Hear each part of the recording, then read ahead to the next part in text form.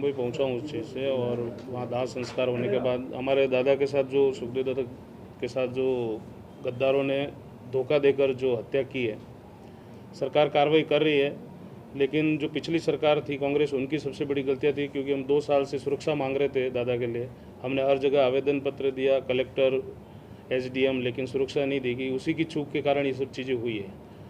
और आज 72 घंटे जो पुलिस ने अल्टीमेटम दिया था, हमने उनको कहा था और उन्होंने हमको विश्वास में लेके बोला था कि 72 घंटे के अंदर आरोपियों को गिरफ्तार करके हम दिखाएंगे। लेकिन अभी 10 बजे, आज रात 10 बजे तक गिरफ्तार होते कि नहीं होते वो बाद में देखेंगे।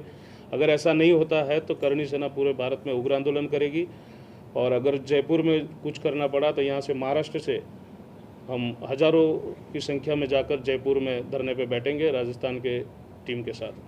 आपने जो मीरा भाईंदर में जो कार्यकर्ताओं को जो करणी सेना से जुड़े हुए उनके लिए कुछ मीटिंग रखा है, क्या है, क्या प्लान बना रहे हैं, कुछ बताएं। हाँ, मैं उसी की चर्चा के लिए भी सबको बुलाया था। हमारे सब कैप्टन और पूरे कार्यकर्ता पदाधिकारी हैं कि हमारे दादा के साथ इस तरह की ये घटना हुई और ये राजपूत समाज में सबसे बड़ी क्षति हुई है। और राजपूत समाज का सबसे बड़ा योद्धा जो सनातन धर्म को बचाने वाले और सनातन धर्म के लिए लड़ने वाले हमारे दादा थे, और 36 कौम के लिए वो हमेशा खड़े रहते थे, चाहे कोई भी जाति का हो। अगर उनको कोई भी फ़ोन किया कि हमारे साथ ये तकलीफ़ है और हमारे को कोई सपोर्ट नहीं कर रहा है, तो हमारे सुखदेव दादा हमेशा खड़े रहते थे, और उन्होंने हमें वही सिखाया। और इसीलिए मैंने क्रिकेट टूर्नामेंट सबकी सहमति से वो रद्द किया है और आगे पोस्टपोन किया। जब भी हमको आगे की डेट मिलेगी ऊपर से राष्ट्रीय कार्य से, हम आगे टूर्नामेंट करेंगे। और इस 17 तारीख को हम टूर्नामेंट की जगह पे बड़ी श्रद्धांजलि सभा इस भाईंदर में आयोजित कर रहे हैं। सभी संगठन मिलकर, सर्व समाज मिलकर, 36 कौम के लोग मिलकर ये श्रद्धांजलि सभा को आयोजन करेंगे। तो इस श्रद्धांजलि सभा में सिर्फ मुंबई के आएंगे कि बाहर के लोग भी आएंगे? ये पूरे महाराष्ट्र से भी आएंगे और मुंबई के सब लोग आएंगे। दादा के जाने के बाद सवाल उठ रहा है, करणी सेना को आगे लेकर कौन चलेगा? हाँ, ये साफ क्लियर है। आगे करणी सेना की कमान हमारे बाबिसा शीला शेखावत वही संभालेंगे, और उनके नेतृत्व में ही आगे हम काम करेंगे। और हमारे दादा का जो सपना था, मैं हमेशा मेरे भाषण में कहता था कि दादा का जो मिशन और विजन है वो अलग है। मैं बहुत करीब रहा हूँ दादा के साथ। पिछले 8 साल के उनके साथ कंधे से कंधा मिला के मैंने समाज के लिए काम किया है, और मेरे से ज़्यादा मुंबई में शायद उनको कोई नहीं जानता था और मुझे पता है। और मैं उसी सिद्धांतों पे उनके मकसद को हम आगे लेके जाएंगे और समाज को जागरूक करेंगे, समाज के लिए काम करेंगे, 36 कौम के लिए काम करेंगे। सर, राजपूत के लिए क्या कहना चाहेंगे जो उनके साथ है कि उनके पीठ पर संजय धोखा है, उनके साथ रहने वाले उनको धोखा दिया है? ये अभी जांच का विषय है, लेकिन कुछ गद्दार है उसमें, वो जल्दी उजागर हो जाएंगे। और भी कुछ लोग हैं, क्योंकि इसके पीछे सबसे बड़ा सरगना कोई दूसरा है जो बैठकर ये सब काम करवाया। क्योंकि राजपूत समाज को जिस तरीके से सुखदेव दादा ने 10 साल में जगाया है, युवाओं को एक दूसरे को मिलाया है, वो किसी न किसी को खटक रहा था। उसमें बड़े नेता भी शामिल हो सकते हैं और कांग्रेस गवर्नमेंट का भी हाथ हो सकता है, और वो होगा जांच में सब सामने आ जाएगा। जहाँ तक मैं अभी 2 दिन 3 दिन वहीं था, तो कुछ हमको जानकारी मिली है कि इसमें बहुत बड़े लोग इन्वॉल्व है, वो जल्दी उजागर हो जाएंगे। मैडम, आप क्या कुछ कहना चाहेंगे इस पूरे मामले को लेकर? देखिए, सबसे प्रथम बिंदु कि सभी दादा के चले जाने के बाद सभी के मन में एक ही प्रश्न है कि अब संगठन का क्या होगा, कैसे चलेगा।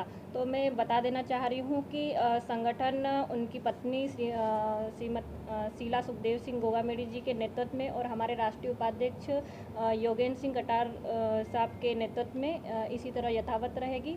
और जो सुखदेव सिंह जी का सपना था कि मैं नहीं रहूँगा, उसके बाद भी मैं हज़ारों की संख्या में सुखदेव सिंह गोगामेडी बना के जा रहा हूँ। तो हम सब बिल्कुल एक होकर एक साथ तो सुखदेव सिंह गोगामेडी बन के मुंबई में, और जो 22 राज्यों में उन्होंने श्री राष्ट्रीय राजपूत करणी सेना संगठन खड़ा किया था, वो सुखदेव सिंह गोगामेडी बन के हम चलाएंगे।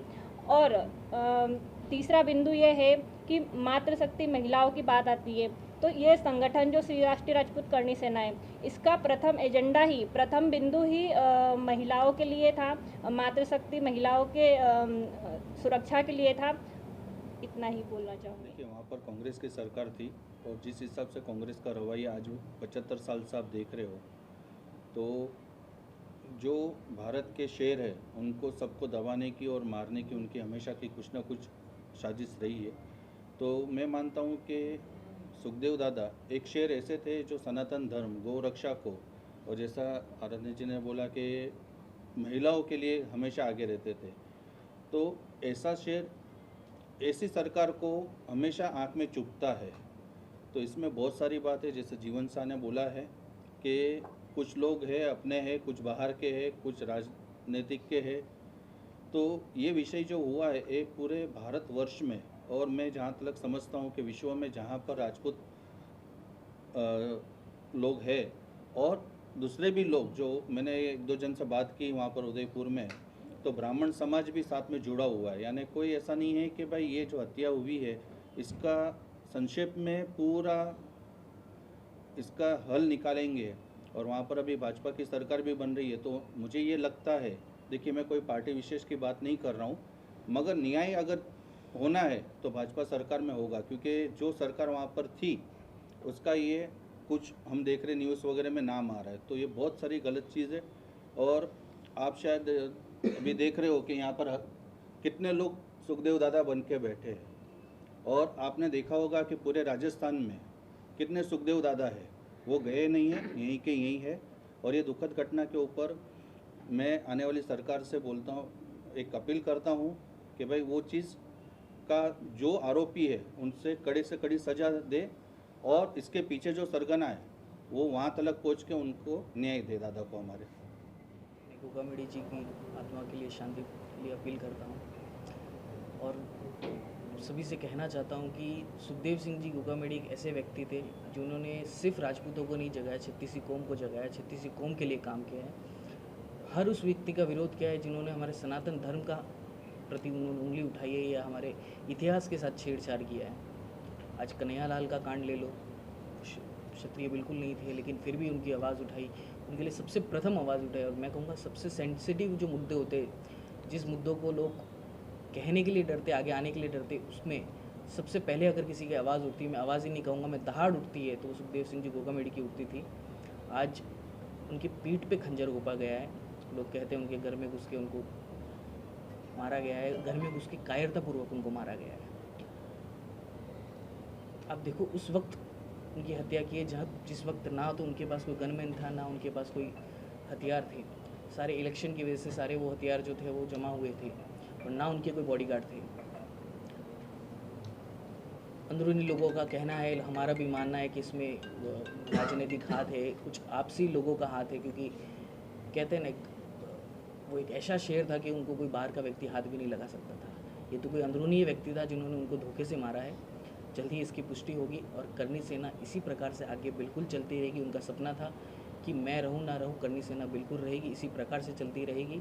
और सुखदेव सिंह गोगामेडी जरूर गए, लेकिन हज़ारों की संख्या में सुखदेव सिंह गोगामेडी आज भी करनी सेना में मौजूद है। और जहाँ कहीं भी कुछ भी गलत होगा तो वहाँ करनी सेना इसी प्रकार से उग्र आंदोलन करेगी, और करनी सेना का साथ और समर्थन देने के लिए छत्तीसी कौम उनके साथ कंधे से कंधा मिला के खड़े हैं, खड़े थे, खड़े हैं और खड़े रहेंगे।